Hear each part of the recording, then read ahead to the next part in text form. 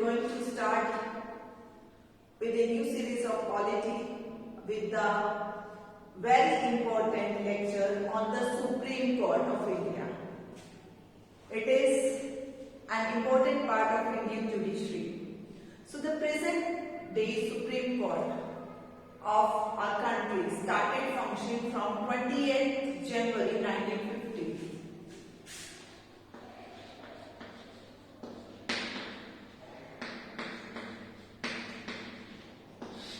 But when it started working on 28th January 1950, so इससे पहले भी कोर्ट रही होंगी अपने यहाँ पे. So its predecessor court was established with the Government of India Act 1935. So it is mentioned in Articles 124.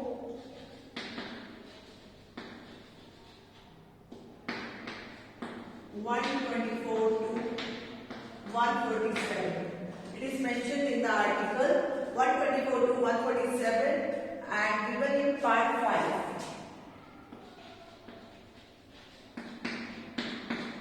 Part 5 of the Constitution. So these articles deal with the organization's independence, jurisdiction, powers and procedures and so on of the Supreme Court. So at present, the strength of the Supreme Court judges stands at 34.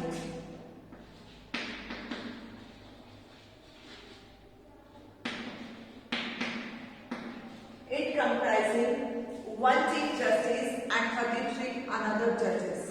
So originally, if we talk about in the beginning, when it was established in 28 January 1950, established on this date. So originally the strength of the Supreme Court was fixed at 8.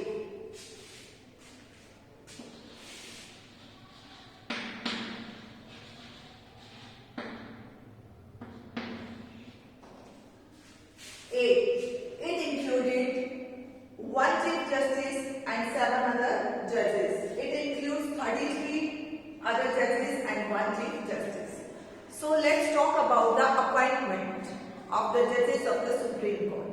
So the judges of the Supreme Court are appointed by the President. The appointment of the Chief Justice, जो Chief Justice उनमें एक जो Chief Justice होते हैं, 33 other judges and 1 Chief Justice. So the appointment of the Chief Justice is made by the President after consultation with such judges of the Supreme Court and High Courts as he deems necessary. So उनको Supreme Court और High Court के judges से discuss करके अगर वो चाहें तो वो discuss करके फिर उनको appointment देते हैं. So the other judges are appointed by the President after consultation with the Chief Justice. और जो if we are talking about 33 other judges, तो उनका अपॉइंटमेंट कैसे होता है? तो उनका अपॉइंटमेंट जो चीफ जस्टिस हैं जिनको हमने अपॉइंट किया है, जिसको प्रेसिडेंट ने अपॉइंट किया है, सो उनसे डिस्कशन के बाद में.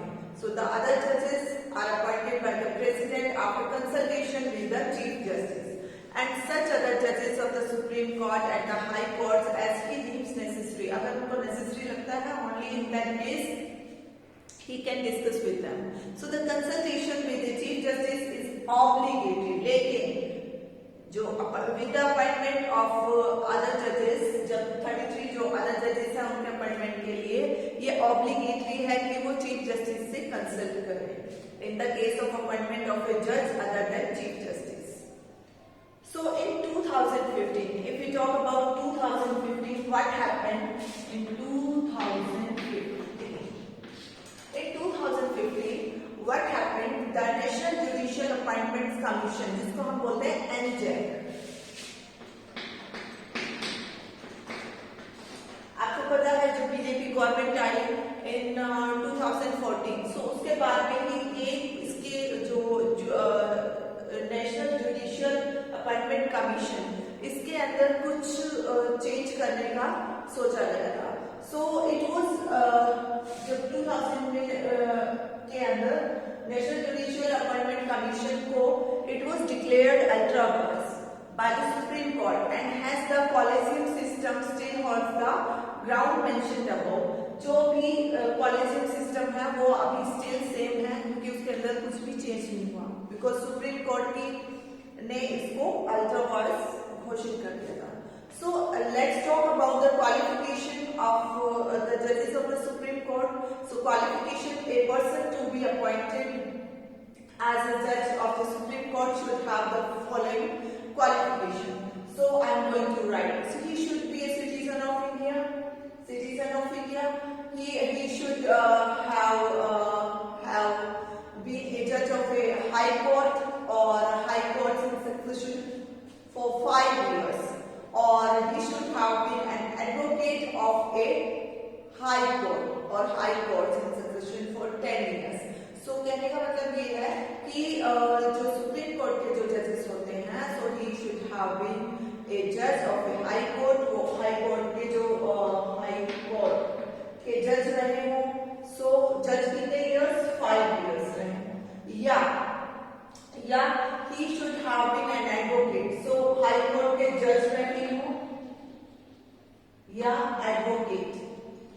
अगर एडवोकेट है तो 10 years उनको उनका प्रैक्टिस टाइम होना चाहिए और अगर जज है तो 5 years का टाइम है.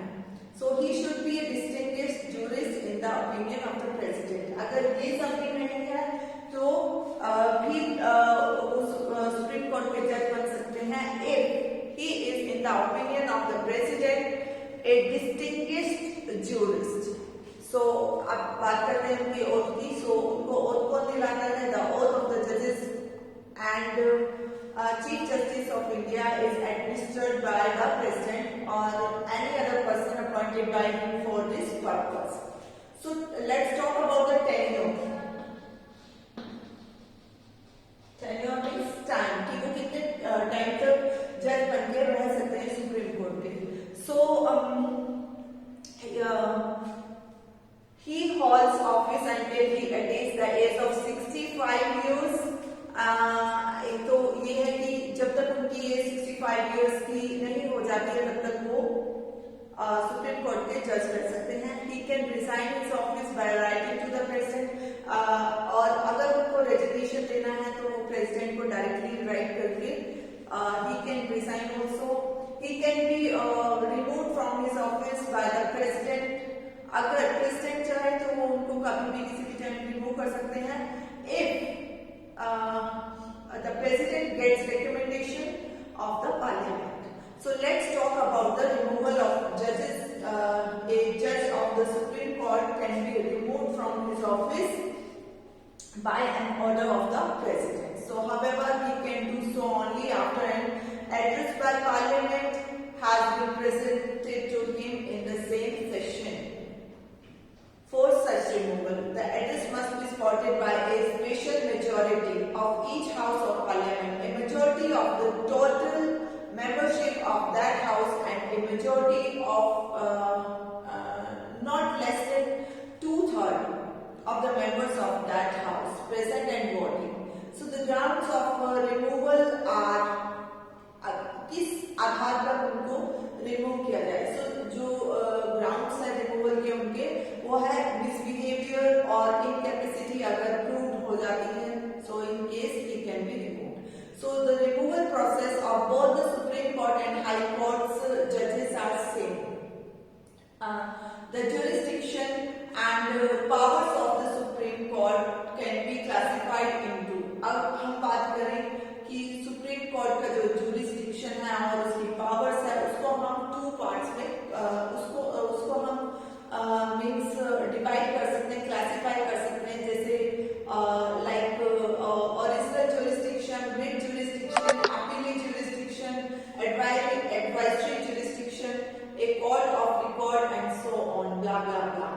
So if we talk about original jurisdiction,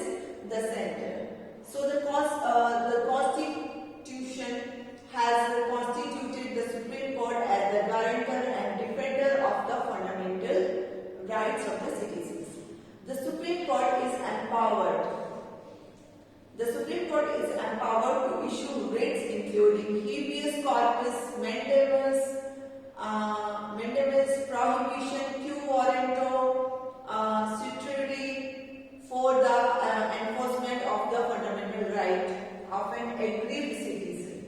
So the difference between the Supreme Court and High Court's writ jurisdiction is that the Supreme Court can issue writs in cases involving only fundamental rights, and the High Court can issue writs otherwise as well. So it was a very important lecture on the Supreme Court. I think you have all